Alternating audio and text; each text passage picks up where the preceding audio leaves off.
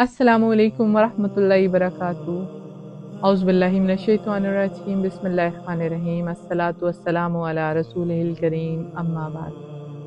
آج ہم بات کریں گے رمضان کی اہمیت پر۔ رمضان کیوں آتا ہے، رمضان کے آنے کا مقصد کیا ہے، اور ہمیں رمضان میں کون کون سے ایسے کام ہیں جو کرنے چاہیے۔ سب کی نظر میں رمضان کے آنے کا مقصد مختلف ہے۔ کوئی سمجھتا ہے کہ رمضان صرف اس لیے آیا ہے کہ ہم دوسروں کی تکلیف کو محسوس کریں، جب جو لوگ غریب ہیں بھوکے رہتے ہیں، اور جب ہم بھی بھوکے رہتے ہیں تو ہم ان کی تکلیف کو محسوس کر سکتے ہیں۔ کسی کو لگتا ہے کہ رمضان اس لیے آئے کہ اب ہم فلی فری ٹائم بیٹھ کر ٹی وی دیکھیں، نیٹ فلکس دیکھیں، موویز دیکھیں، اور اپنے روزے کو ایسے گزاریں اور سارا دن بھوکا رہیں۔ اور کوئی یہ سمجھتا ہے کہ کرکٹ کھیلنے کا، فٹ بال کھیلنے کا ٹائم آ گیا، سیریز دیکھنے کا ٹائم آ گیا، پورا ایک میچ جو ہے نا وہ سیشن چلنا چاہیے، اور بس یہی ان کا سارا رات بھی سارا یہی رہتا ہے اور دن میں وہ سوئے رہتے ہیں۔ کسی کو لگتا ہے نیند پوری کرنے کا ٹائم آ گیا، یہ پورا مہینہ آرام سے نیندیں پوری کرو۔ کسی کو یہ لگتا ہے کہ اب نہ بس کھانا کھانے کا من ہے، یہ مقصد ہے کہ بس کھانا ہے، اٹھنا ہے، افطاری کرنی ہے، سونا ہے، پھر ساری کرنی ہے، اور بس یہی کام ہے اس مہینے میں۔ اور کسی کو یہ لگتا ہے کہ اب صرف بوفے پلیٹرز ہوں گے، باہر جائیں گے، سحری کے بوفے ہوں گے، افطاری کے بوفے ہوں گے، اور بس کھانے کا مہینہ ہے۔ لیکن کیا حقیقت میں رمضان کا مقصد یہی ہے؟ کیا رمضان ایسے ہی گزارنے کا نام ہے؟ یہ دنیا کے معاملات تو اللہ تعالیٰ بہت بہتر جانتا ہے۔ اللہ تعالیٰ نے 12 مہینے میں سے صرف ایک مہینہ رمضان دیا ہے۔ اس رمضان کو ہمیں کیسے گزارنا چاہیے، بلکہ ایک رمضان سے دوسرے رمضان تک کی ہماری تیاری کیسی ہونی چاہیے، اور ہمیں رمضان سے کیسے میکسیمم فائدہ اٹھانا چاہیے، اس کے بارے میں انشاءاللہ آج ہم بات کرتے ہیں۔ اللہ تعالیٰ نے رمضان کے بارے میں فرمایا کہ اے ایمان والو، روزے تم پر فرض کیے گئے ہیں جیسے تم سے پہلے لوگوں پر فرض کیے گئے، تاکہ تم متقی اور پرہیزگار بن جاؤ۔ پرہیزگار بننے سے مراد اس کا مطلب رمضان کا مہینہ کھانے پینے، سونے، نیٹ فلکس کی مووی، یا پھر فردر ڈائٹنگ اور ویٹ ریڈیوس، یا جو بھی ہم سوچ رہے ہوتے ہیں، ان چیزوں کے لیے نہیں ہے۔ رمضان کے روزے اللہ تعالیٰ نے ایک خاص مقصد کے لیے، رمضان کا مہینہ ایک خاص مقصد کے لیے ہمیں دیا ہے۔ پچھلی امتیں جتنی بھی گزری، سب کے پاس نا بہت زیادہ لمبی عمریں تھیں، کوئی 1000 سال، کوئی 900 سال، کسی کی 200 سال تو کسی کی 300 سال۔ نبی پاک صلی اللہ علیہ وسلم کی امت کی جو ایوریج ایج ہے وہ 60، کیونکہ نبی پاک صلی اللہ علیہ وسلم کی بھی جو ایج تھی وہ 60 کے راؤنڈ باؤٹ تھی، 63۔ تو پھر ہمیں کیونکہ وقت بہت زیادہ کم ہے، اور باقی امتوں کی کیونکہ عمریں زیادہ تھی تو انہوں نے زیادہ سے زیادہ نیکیاں کی، اور ہماری اس امت میں عمریں کم ہونے کی وجہ سے نیکیاں کرنے کے موقع ہمارے پاس کم ہیں، فتنہ بہت زیادہ ہے۔ تو یہ ہمارے لیے ایک بلیسنگ منتھ ہے کہ ہم اپنی زیادہ سے زیادہ نیکیاں اس منتھ میں کریں۔ اگر ہمیں ایک نیکی کا اجر اتنا زیادہ مل رہا ہے صرف اسی مہینے میں، تو ہمیں چاہیے کہ ایک چھوٹی سے چھوٹی نیکی کو بھی ضائع نہ کریں، ایک چھوٹے سے چھوٹے اچھے عمل کو بھی نہ چھوڑیں، مسکرا کر دیکھیں، اچھے سے بہیو کریں۔ ہمارے ہاں ایک المیہ ہے کہ جب ہمارا روزہ ہوتا ہے تو بھوک کی وجہ سے بہت سے لوگ اپنا ٹیمپر شارٹ کر لیتے ہیں، غصہ آتا ہے، ان کو چھوٹی چھوٹی بات بری لگتی ہے، اور ایک وہ یہ نہیں سوچتے کہ صرف روزہ انہی کا نہیں ہے، روزہ بلکہ سبھی کا ہے، اور ہمیں صرف روزہ بھوک کا نہیں رکھنا۔ روزہ ہمیں چاہیے کہ ہم اپنے پورے جسم کا روزہ رکھیں، آنکھوں کا، کانوں کا، زبان کا، منہ کا، ہاتھوں کا، پیروں کا، ہر اس چیز سے بچیں جس سے اللہ تعالیٰ نے منع فرمایا۔ یہ ایک ایسی ٹریننگ ہے جو ہم پورے سال کے لیے ایک منتھ میں اپنے آپ کو ٹرین کرتے ہیں، اور اس کے بعد پورے 11 مہینے اس کو اپلائی کرتے رہتے ہیں۔ اس مہینے میں ڈھیروں نیکیاں سمیٹنے کا موقع ملتا ہے۔ صحابہ اکرام کا رمضان کی طرف کیا رویہ ہوتا تھا؟ صحابہ اکرام کی ہر وقت دعاؤں میں یہ دعا شامل ہوتی تھی کہ اللہ تعالیٰ ہمیں رمضان تک پہنچا دے، اللہ ہمیں رمضان تک پہنچا دے، اللہ ہمیں رمضان تک پہنچا دے۔ کتنے ایسے لوگ ہیں جو رمضان سے پہلے اس دنیا سے چلے گئے، ان کو موقع ہی نہیں ملا، اللہ تعالیٰ نے انہیں اس رمضان کو نہیں دیا، اس رمضان کی کہ نیکیاں اور فائدے اٹھانے کا موقع نہیں ملا۔ تو کیا ہم میں سے کوئی یہ جانتا تھا کہ ہم اس رمضان تک پہنچیں گے، ہم اس رمضان سے فائدہ اٹھا سکیں گے؟ کتنے ایسے لوگ ہیں جنہوں نے لاسٹ ایئر یہ سوچا تھا کہ آنے والا رمضان ہم ایسے کریں گے، آنے والے رمضان ہم ایسے کریں گے، یہ چیز اس طرح کی رہ گئی، اگلا رمضان اس سے بہتر ہوگا۔ کیا ہمارا پچھلا رمضان اس رمضان سے بہتر تھا؟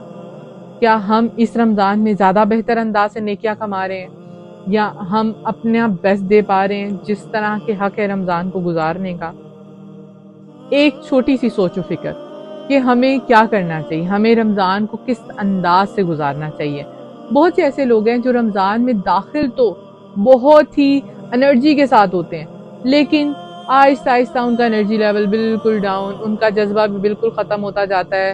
مسجدیں پہلے بہت بھری ہوئی ہوتی ہیں، پھر کم ہوتی ہیں، پھر بالکل کم، پھر آخری عشرے میں جا کے پھر کچھ راتوں میں مسجدیں پھر سے بھرنا شروع ہوتی ہیں۔ ایسے لوگ آتے تو بہت جذبے کے ساتھ ہیں، نیکیاں بٹورنے، اللہ تعالیٰ جو اس منتھ میں جو سب دے رہا ہے اس سے فائدہ اٹھانے، لیکن ان کو پھر وہ لیزی ہو جاتے ہیں، سست ہو جاتے ہیں، گناہوں کی زندگی کو ساتھ ساتھ کنٹینیو کیے ہوتے ہیں، کچھ نیکی بھی کرتے ہیں، کچھ اپنی جو برائیاں اور گناہ ہیں ان کو بھی جاری رکھتے ہیں، حرام ریلیشن شپ نہیں چھوڑتے، کہیں نہ کہیں ایسی منہ سے بری باتیں کرنا نہیں چھوڑتے، گالی گلوچ نہیں چھوڑتے، ناچ گانا نہیں چھوڑتے، اور اس کے ساتھ کبھی نماز پڑھ لی، کبھی سو لیا، کبھی کھا لیا، کبھی کچھ اس طرح کی ان کی زندگی چلتی ہے۔ لیکن بہت سے ایسے لوگ ہیں جو کہ رمضان میں ایسے داخل ہوتے ہیں، جیسے آتے ہیں ویسے ہی نکل جاتے ہیں، یعنی نہ ان کا مورل ہوتا ہے رمضان میں داخل ہونے کا کہ وہ رمضان میں ایسے نیکیاں کریں گے، ایسے کریں گے، کچھ بھی نہیں، نہ نمازیں ہوتی ہیں، نہ روزے ہوتے ہیں، نہ کوئی نیکی کماتے ہیں، جاتے جاتے کچھ ایک آدھ کچھ اچھا بول دیا یا ایک آدھ روزہ رکھا یا نہیں رکھا، کیونکہ اہمیت سے واقف ہی نہیں ہوتے، اور اسی طرح آتے ہیں، جس انرجی سے آتے ہیں اسی انرجی سے زیرو ہو جاتے ہیں، زیرو سے آتے ہیں اور زیرو سے ہی ختم ہو جاتے ہیں، کیونکہ اپنی زندگی کے معاملات بہتر کرنے کی کوشش ہی نہیں کرتے، نہ اللہ تعالیٰ کے لیے کچھ شامل کرتے ہیں اپنی زندگی میں، کچھ چھوڑتے ہیں اور نہ ہی کچھ اپناتے ہیں۔ لیکن ایک طرح کے لوگ ایسے ہوتے ہیں جو اپنی ہائی انرجی کے ساتھ رمضان میں انٹر ہوتے ہیں اور ہر طرح کی نیکی، چھوٹی سے چھوٹی نیکی کو بھی اویل کرتے ہیں، ہر طرح کی نیکی سے فائدہ اٹھاتے ہیں، قرآن پاک کا مطالعہ کرتے ہیں، سمجھ کر پڑھتے ہیں، قرآن کو جتنا بھی پڑھتے ہیں سمجھتے ہیں، اس پہ تدبر کرتے ہیں، اس کے علاوہ صدقہ کرتے ہیں، خیرات کرتے ہیں، اپنی ہر چیز کو اچھے سے لے کر چلتے ہیں تاکہ اللہ تعالیٰ کے قریب ہو سکیں، تاکہ رمضان کی ہر چیز کو اویل کر سکیں، قیام اللیل کرتے ہیں اور قیام اللیل سے فائدہ اٹھاتے ہیں، اور تاک راتوں میں میکسیمم عبادت کرتے ہیں، صدقہ خیرات کرتے ہیں، اور اپنے زبان سے اچھے الفاظ ادا کرتے ہیں، چھوٹوں سے اچھے سے پیش آتے ہیں، بڑوں سے روزہ رکھنے کے باوجود حسن سلوک کرتے ہیں، مسکراتے رہتے ہیں اور مدد کرتے ہیں دوسروں کی۔ تو یہ وہ لوگ ہیں جو اپنی ہائی انرجی سے آئے اور ہائی انرجی کے ساتھ ہی رمضان سے جب نکلے تو پھر ان کے 11 مہینے بہترین گزرتے ہیں، کیونکہ انہوں نے اپنا بیسٹ ایکسپیرینس کیا، اچھے سے رمضان کی اس آفر کا فائدہ اٹھایا۔ آپ نے اکثر دیکھا ہوگا کہ کچھ ایسی آفرز لگتی ہیں جیسے کہ بلیک فرائیڈے یا پھر بہت سی ایسی عید کی سیل یا سیزنل سیل، اکثر لوگوں کو جب آپ دیکھیں تو وہ ڈھیروں تعداد میں نکلے ہوئے ہوتے ہیں کہ آج تو ہم نے میکسیمم شاپنگ کرنی ہے، کوئی چیز رہ نہ جائے جو کہ ہم اس کو چھوڑیں اور دوسرا کوئی لے لے، ہم سے پہلے کوئی نہ لے لے۔ دکان کے دروازے کھلنے سے پہلے یا مال کے دروازے کھلنے سے پہلے لوگ اتنی زیادہ تعداد میں کھڑے ہوتے ہیں کہ دروازہ کھلتا ہے اور سب اندر جا کے گرتے ہیں۔ کیا یہ لوگ اس آفر سے فائدہ نہیں اٹھانا چاہتے؟ ہم دنیاوی خریداری سے، دنیاوی آفر سے فائدہ اٹھانا چاہتے ہیں، اتنی بڑی آفر سے فائدہ نہیں اٹھانا چاہتے جس میں اللہ تعالیٰ نے اپنے خزانوں کے منہ کھول دیے ہیں، تمام شیاطین کو قید کر دیا ہے، اللہ تعالیٰ نے جنت کے تمام دروازے 8 کے 8 کھول دیے ہیں اور جہنم کے 7 دروازے بند کر دیے ہیں۔ اللہ تعالیٰ بے نیاز ہے، بہت حکمت والا ہے۔ اگر آپ دیکھیں تو جہنم کے 7 دروازے اور جنت کے 8 دروازے کیوں؟ کیونکہ جنت کا ایک دروازہ روزے دار کے لیے ہے، جو روزہ رکھے گا اور وہ اس دروازے سے داخل ہوگا۔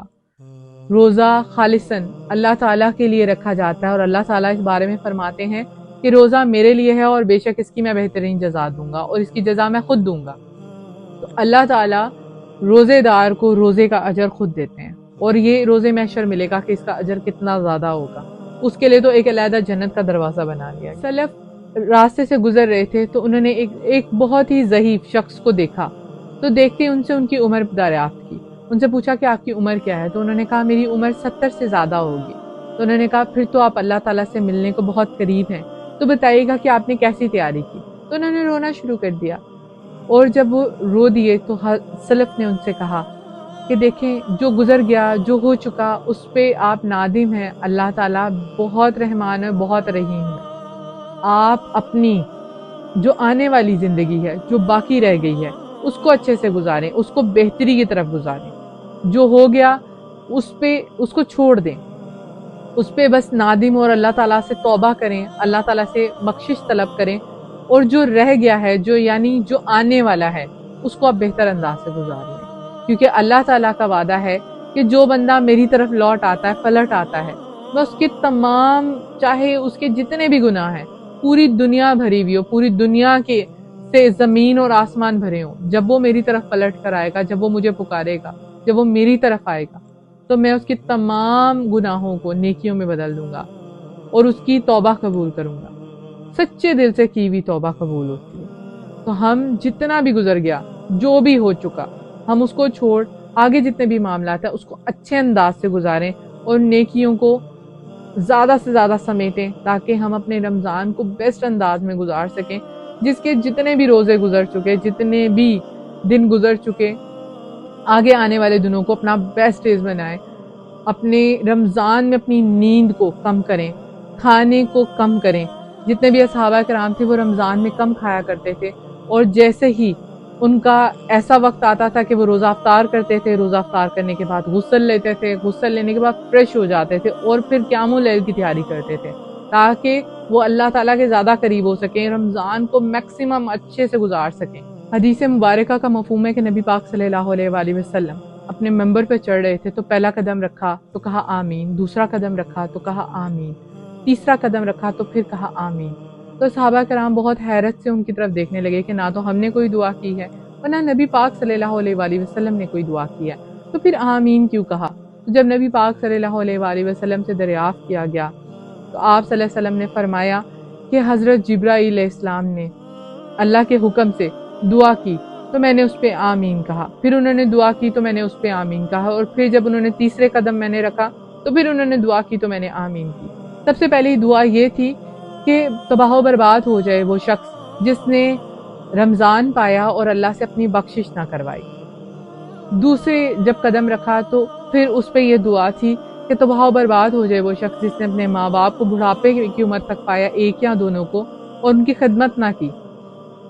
اور تیسری یہ دعا تھی کہ تباہ و برباد ہو جائے وہ شخص جس نے نبی پاک صلی اللہ علیہ وآلہ وسلم کا ذکر آیا تو ان پہ درود و سلام نہ بھیجا۔ تو آپ صلی اللہ علیہ وآلہ وسلم نے اس پہ بھی آمین کہا۔ دیکھیں کہ اس جگہ پہ کون دعا کر رہا ہے؟ اللہ کے حکم سے جبرائیل امین دعا کر رہے ہیں، حضرت جبرائیل علیہ السلام۔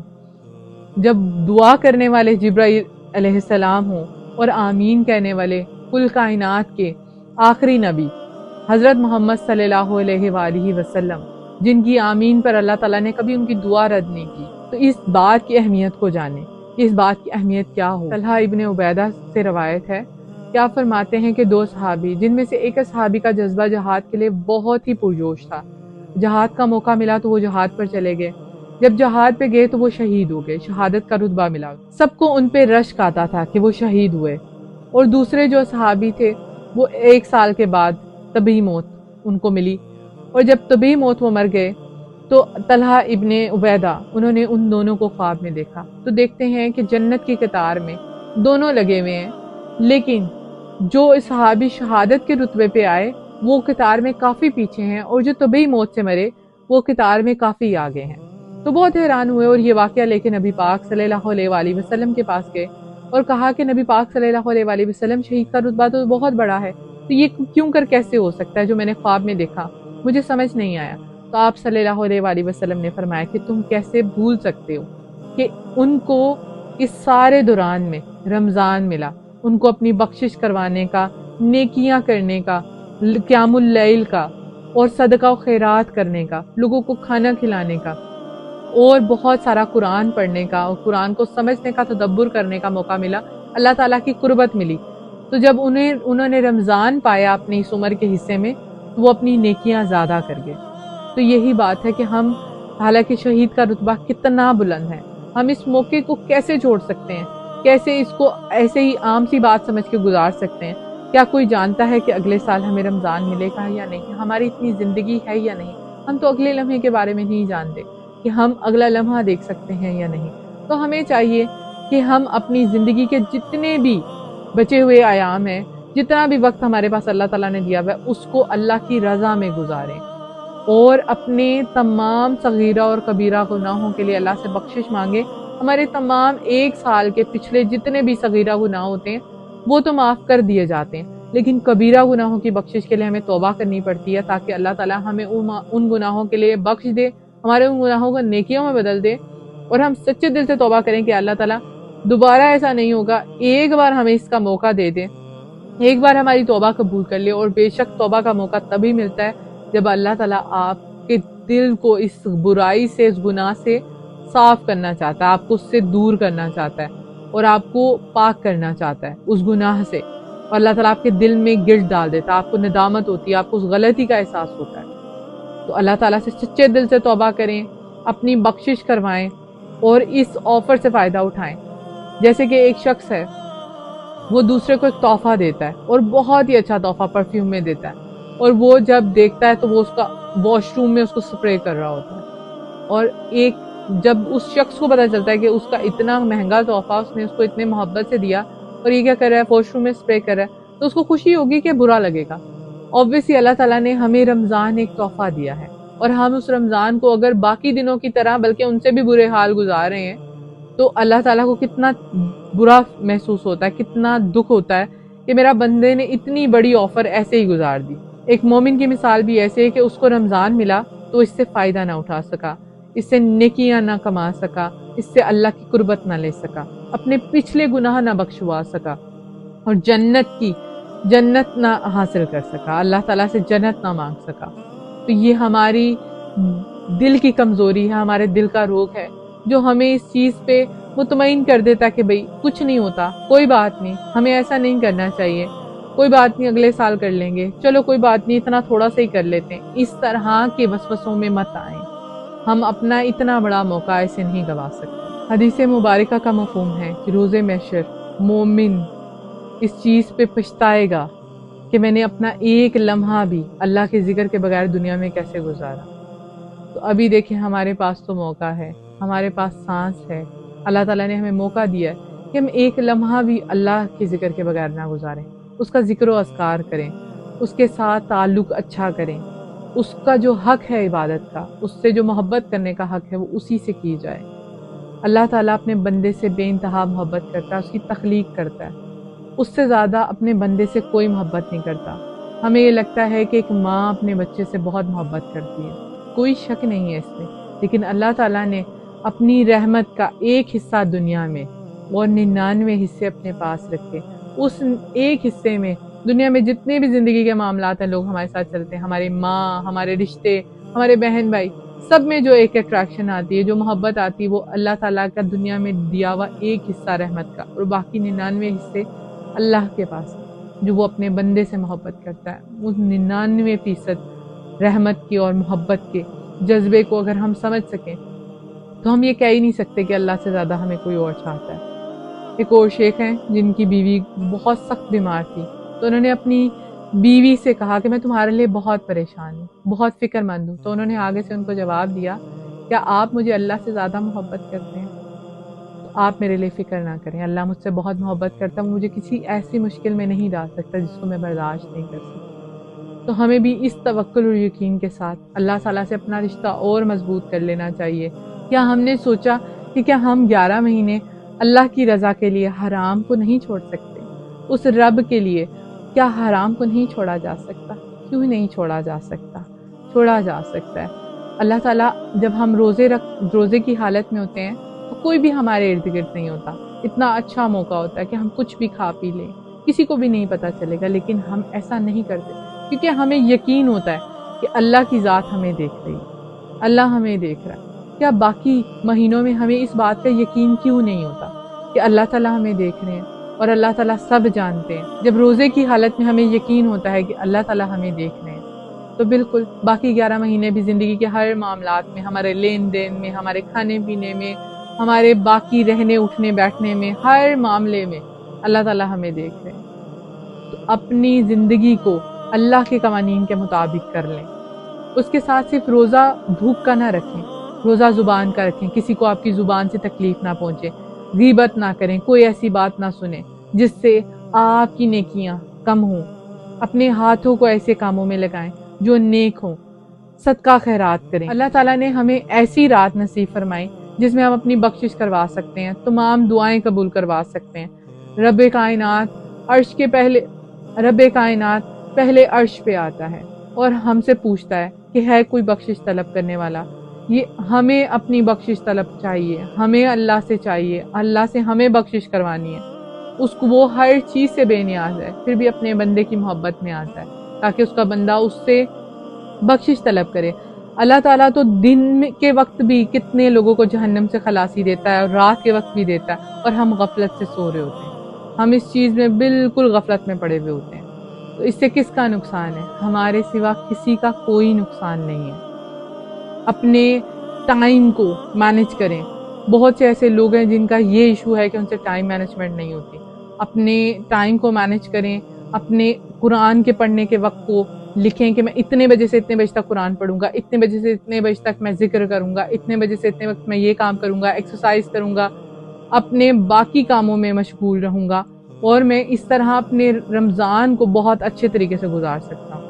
اپنی چیزوں کو آرگنائز کریں، اچھے انداز سے اس کو گزاریں۔ ایک اور حدیث مبارکہ کا مفہوم ہے، نبی پاک صلی اللہ علیہ وآلہ وسلم نے ایک چھوٹا سا خیمہ لگایا اور خیمے میں 10 دن اعتکاف کیا، اور پھر دوسرے بھی 10 دن بھی دوسرے عشرے میں بھی اعتکاف کیا، اور اس کے بعد خیمے سے سر باہر نکال کر کہا کہ مجھے وہ رات نہیں ملی۔ پھر کہا کہ میرے پاس فرشتہ آیا اور مجھے کہا کہ وہ رات آخری عشرے میں ہے جس کو آپ تلاش کریں۔ پھر جتنے بھی صحابہ ہیں سب سے پوچھا کہ جو میرے ساتھ اعتکاف کرنا چاہتا ہے، اس رات کو تلاش کرنا چاہتا ہے، تو میرے ساتھ اعتکاف کرے۔ نبی پاک صلی اللہ علیہ وآلہ وسلم نے فرمایا کہ میں نے خواب دیکھا اور خواب میں مجھے وہ رات دکھائی گئی، اس کے بعد وہ رات مجھے بلا دی گئی۔ میں نے خواب میں دیکھا کہ میں کیچڑ میں سجدہ کر رہا ہوں، اور صحابہ کرام میں ایک صحابی نے بتایا کہ اس روز بارش ہوئی اور مسجد نبوی کی چھت شاخوں کی تھی اور وہ ٹپکنے لگی، تو نبی پاک صلی اللہ علیہ وآلہ وسلم کی ماتھ پیشانی پر ایک کیچڑ کا نشان دیکھا، اور وہ رات 21ویں رات تھی۔ بہت سی روایتوں میں وہ رات 23ویں ہے، بہت سی روایتوں میں وہ رات 29ویں ہے، تو ایسے ہی ہے، اور بہت سی روایتوں میں وہ رات 27ویں ہے۔ تو ہمیں ان طاق راتوں میں اس رات کو تلاش کرنا ہے جو لیلۃ القدر کی رات ہے۔ قیام اللیل کریں، اللہ تعالیٰ کے ساتھ وہ تعلق بنائیں۔ جب ہم بہت سی ایسی چیزیں ہوتی ہیں کہ ہم سارا دن بہت سی چیزوں کی ہلچل میں لگے رہتے ہیں، لیکن جب ہم کوئی خاص وقت پرسکون ہو کے صرف اللہ تعالیٰ کے ساتھ گزارتے ہیں تو وہ ہمارا کوالٹی ٹائم ہوتا ہے، جس کو ہم قیام اللیل بھی کہتے ہیں۔ رمضان میں تہجد کا معمول بنائیں، تہجد لازمی پڑھیں، زیادہ سے زیادہ صدقہ و خیرات کریں۔ اللہ تعالیٰ کو پسند ہے کہ رمضان میں لوگوں کو کھانا کھلایا جائے۔ ایک اور حدیث مبارکہ کا مفہوم ہے کہ کہا گیا کہ اگر مجھے موقع ملے کہ میں صدقہ و خیرات کروں اور اس کے بدلے میں کسی کو کھانا کھلاؤں تو میں کھانا کھلانے کو زیادہ پریفر کروں گا۔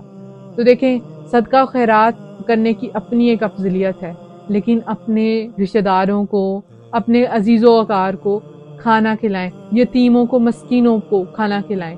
اللہ تعالیٰ اس چیز کو پسند کرتا ہے۔ لوگوں کی افطاری کروائیں، افطار خود کروائیں، اس سے آپ کے کھانے میں، اس میں آپ کے رزق میں اللہ تعالیٰ برکت ڈالتا ہے، بہت ساری آسانیاں ملتی ہیں، اللہ تعالیٰ بہت سارا رزق عطا کرتا ہے، اللہ تعالیٰ نیک و صالح اولاد عطا فرماتا ہے۔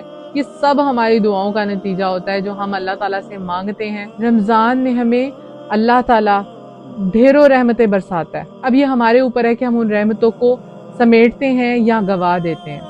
اگر ایک انسان ہے، وہ روزے کی حالت میں اس کی زبان سے ایسے الفاظ نکل رہے ہیں جو دوسرے کو تکلیف پہنچا رہے ہیں، تو اس کی مثال ایسے ہی ہے جیسے وہ ہیرے جواہرات ڈیلی بیسس پہ ایک ٹوکری میں بھر رہا ہے اور اس ٹوکری میں سوراخ ہے، تو جب وہ اس سر سے نکلے گا وہ ٹوکری خالی ہوگی، کیونکہ وہ نیکیاں تو کما رہا تھا لیکن ساتھ ساتھ گناہ کر رہا تھا جو اس کی نیکیوں کو کھا رہے تھے۔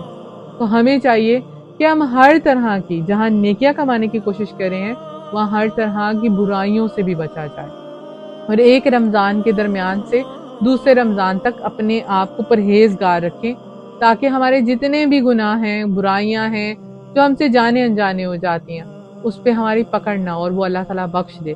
اللہ تعالیٰ ہم سب کے لیے آسانیاں فرمائے اور رمضان سے زیادہ فائدہ اٹھانے کی ہمیں توفیق عطا فرمائے۔